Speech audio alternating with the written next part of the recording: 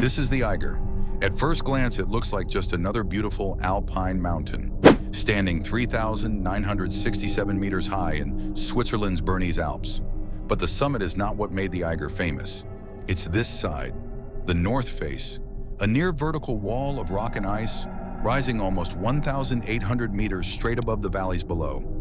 A wall so dangerous, so unforgiving, that it earned a name feared by climbers around the world: the Eiger Nordwand. Since 1935, at least 64 climbers have died attempting to climb it. This is the story of the mountain known as the Murder Wall. The Eiger is located in Switzerland, in the Bernese Oberland region of the Alps. It overlooks the famous valleys of Grindelwald and Lauterbrunnen, places known today for their beauty and tourism. The Eiger forms part of a dramatic ridge with two other giants, the Mönch and the Jungfrau, creating one of the most iconic mountain skylines in Europe. From the south, the mountain faces vast glaciers of the Jungfrau-Aletsch region, the most heavily glaciated area in the Alps. But from the north, the Eiger becomes something else entirely: a towering wall of collapsing rock, ice fields, avalanches, and constant danger. This is the Nordwand. The Eiger Nordwand is one of the three great north faces of the Alps, alongside the Matterhorn and the Grand Juras. But many climbers consider it the most dangerous of them all.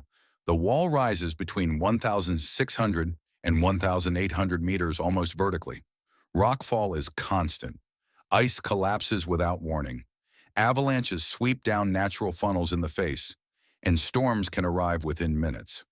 Unlike higher mountains in the Himalayas, the danger here is not thin air. It's the mountain itself constantly trying to kill you. This reputation earned the Nordwand its grim nickname in German, Mordwand, the Murder Wall. The Eiger was first climbed in 1858. Swiss guides Christian Almer and Peter Boren, along with Irish climber Charles Barrington, reached the summit using the west flank. It was a remarkable achievement for its time, but they avoided the North Face entirely. For decades, the Nordwand remained untouched, not because climbers lacked ambition, but because they understood the risk. The North Face became known as the last problem of the Alps. In 1935, two young German climbers, Karl Maringer and Max Sedlmayr, arrived in Grindelwald. They were determined to solve the last problem. After waiting for better weather, they began their ascent of the North Face. Observers from the valley watched them climb higher each day. Then the weather turned. Snowstorms buried the wall, clouds swallowed the climbers, avalanches swept the face repeatedly. After days of silence, the weather finally cleared. What rescuers saw was terrifying. The entire North Face was white. Weeks later, one climber was spotted frozen to death at a ledge that would later be named Death Bivouac. The Eiger had claimed its first victims.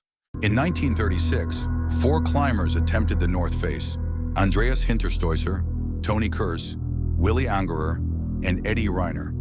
They climbed quickly and skillfully, pioneering what became one of the most famous sections of the wall, the Hinterstoisser Traverse.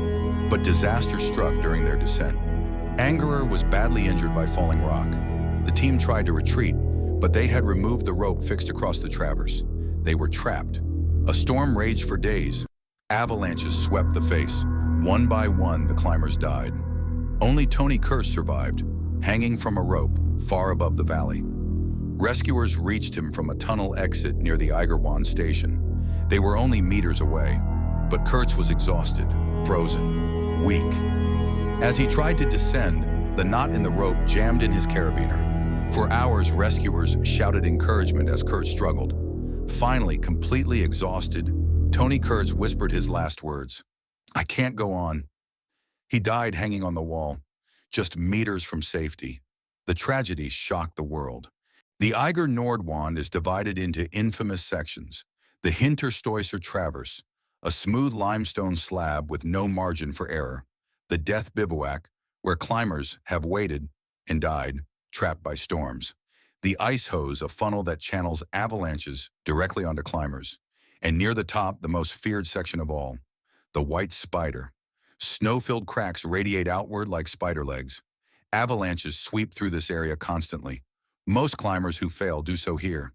In July 1938, 4 climbers finally succeeded: Andreas Heckmair, Ludwig Vörg, Heinrich Harrer, and Fritz Kasparek. They joined forces partway up the wall.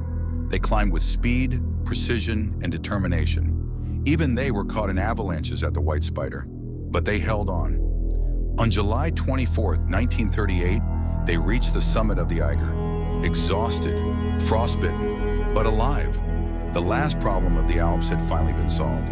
Today, the Eiger Nordwand is still climbed, but it remains one of the most dangerous routes in the world. Climate change has made the wall even more unstable. Ice fields are shrinking. Rockfall is increasing.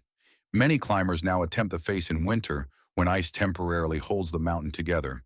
And inside the Eiger itself, a railway tunnel runs through the mountain, with windows opening directly onto the deadly North Face. A reminder that this wall is never far from human eyes. The Eiger does not forgive mistakes. It does not care about experience, strength, or ambition. And that is why it is feared, respected, legendary. This is the Eiger Nordwand, the murder wall. Would you attempt it?